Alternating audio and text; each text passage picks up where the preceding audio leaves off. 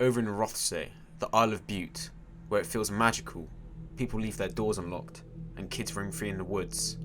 Georgia Lecrane, Alesha MacPhail's mother, is spending the time with Alesha at her father's house for the summer of 2018. Alesha's parents were separated, but she still saw a lot of her dad and the grandparents from his side of the family. Robert MacPhail, aged 26, was her father, who is now with an 18-year-old called Tony McLaughlin. Also in their town of Rothesay lived a teenager originally from Shrewsbury, England. His name is Aaron Campbell.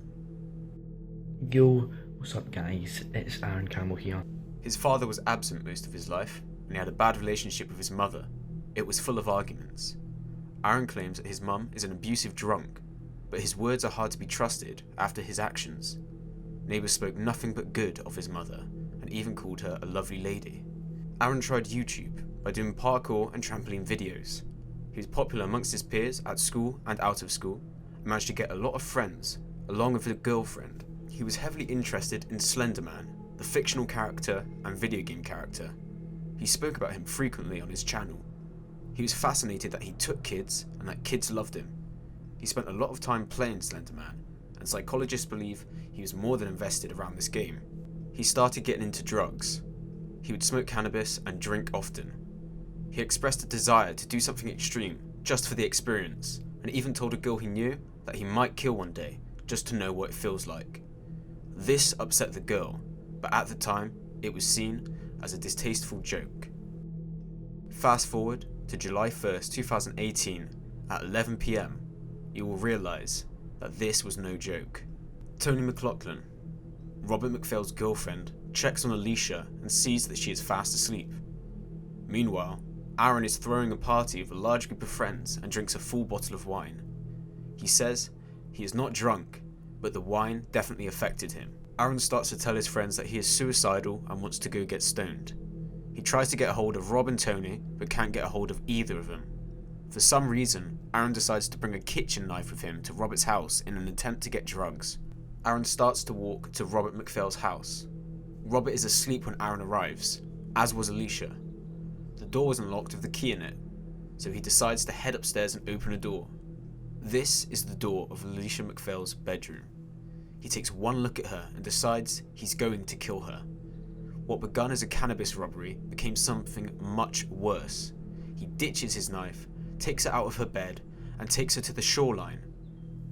He is seen carrying her on multiple CCTV cameras. Alesha woke up at one point and asked what was going on. He told her he was a friend of her dad's and was just taking her home. She complained to him about being cold, so he wrapped his jumper around her. He then takes her to a remote location, sexually violates her, rapes her and murders her. Some of her injuries were described as catastrophic. At around 2 AM, a figure is seen walking the beach, and between 3:30 to 4:30 AM, he is seen going back and forth from his house 3 times on their CCTV cameras. At around 6 AM, Alesha's father and grandparents cannot locate Alesha. Tony McLaughlin sees missed calls from Campbell on her phone and asks him to look for Alesha. He chillingly replies, "I'm sure she's not gone far." The search for Alesha begins, and Aaron's mum is part of the search. A friend spoke to Aaron about the missing girl, and he responded to him, "I'm sure she'll turn up soon." Shortly afterward, at 8:54 AM, a man who was a part of the search team found Alesha's body. The spot was only 15 minutes walk distance away from where she was taken. It was at the grounds of a former hotel. The post-mortem showed there were 117 injuries on her body. Some done while she was alive. 117 catastrophic injuries on the body of a 6-year-old girl. At around 12 noon, Aaron sent a photo of himself to his friends on Snapchat saying, "Found the guy who done it." Campbell's mother had CCTV cameras of which she checked out with suspicion. She noticed her son on the CCTV. She saw her son go to and fro from her house. She told the police instantly and did it with the reason of eliminating him from the inquiry. He claimed he lost his mobile phone, but really, he was trying to steal cannabis. He's seen returning without his shirt, and then seen running away with a torch, only to come back, shower and sleep. He told the police he was merely going to buy cannabis. the police found evidence of his messages and a Google search on his phone asking, "How do police find DNA?" His DNA is then found on her body. He is arrested July 4th, 2018 and makes no comment. On July 5th, he was charged with murder. The police then come to Rothesay, go to the police station and announce that a 16-year-old boy has been charged with her abduction, rape and murder. This shocks the community. Emily, what did you think of the admission and the detail? I think that he's a very clever, manipulative young man. I think that he's learned quickly that he will maybe get rehabilitated quicker if he says that, if he admits to it. I think it's it doesn't surprise me. I would expect him to do that, but he's not as clever as he thinks he is, so I would hope that he'll be away for a very, very long time.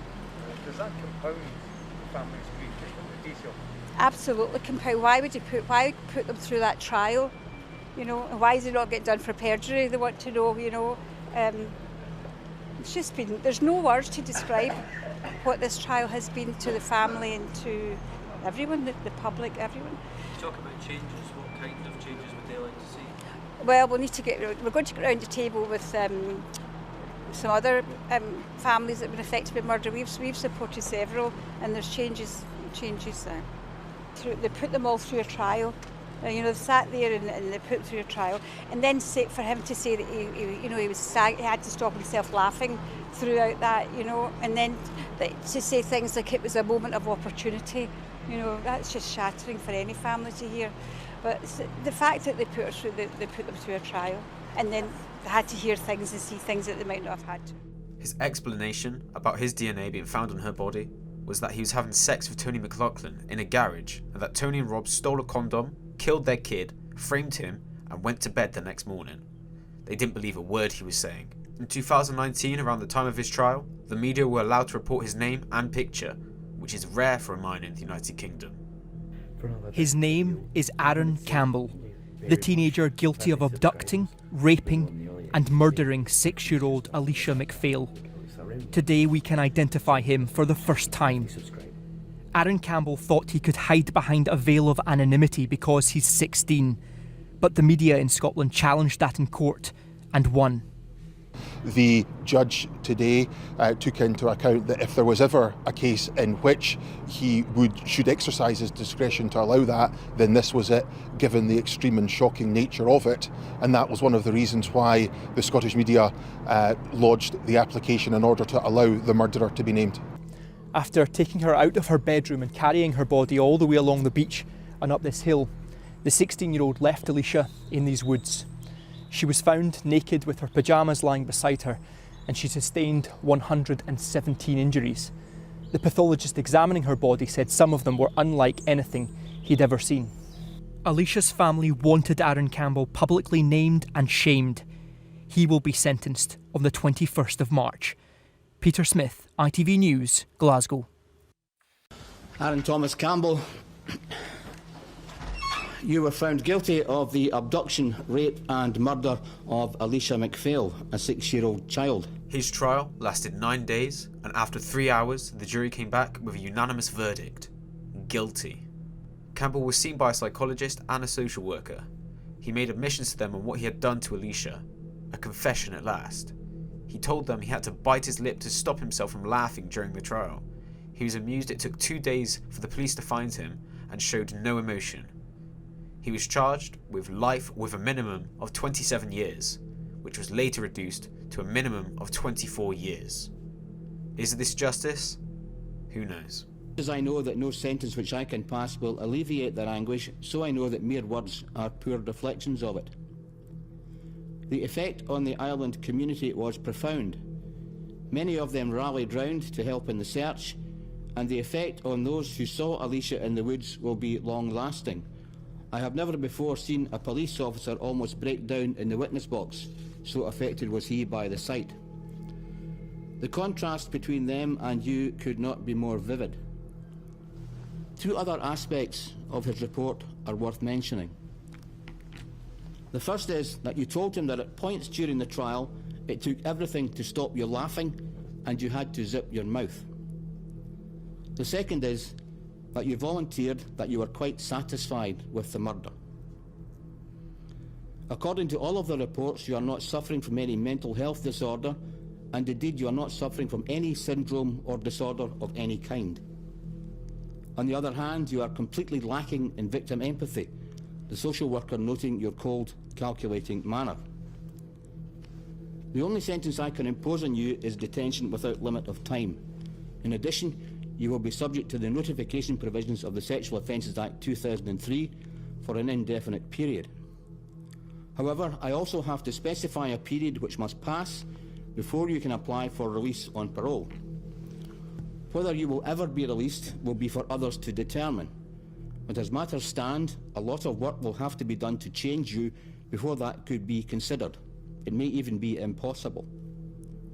The period I select is known as the punishment part of the sentence, and its purpose is to satisfy the requirements of retribution and deterrence. The parole board will deal in due course with the protection of the public.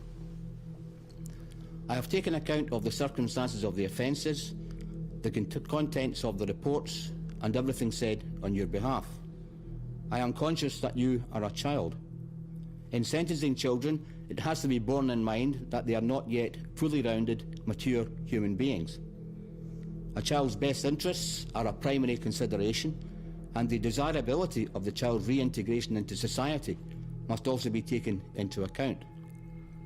However, the weight to be given to the various sentencing considerations will depend on a number of factors, including the age of the child and all the circumstances of the case. The nature of these appalling offences and what I have read in the reports make it clear to me that reintegration and rehabilitation, while these are important considerations, are remote possibilities, and neither your best interests nor anyone else's will be served by a speedy return to the community. Nonetheless, the punishment part will not be as long as it would have been had you been an adult. Your sentence will run from 6 July 2018. You will be detained without limit of time, and I fix the punishment part at 27 years. That is all. Disgusting!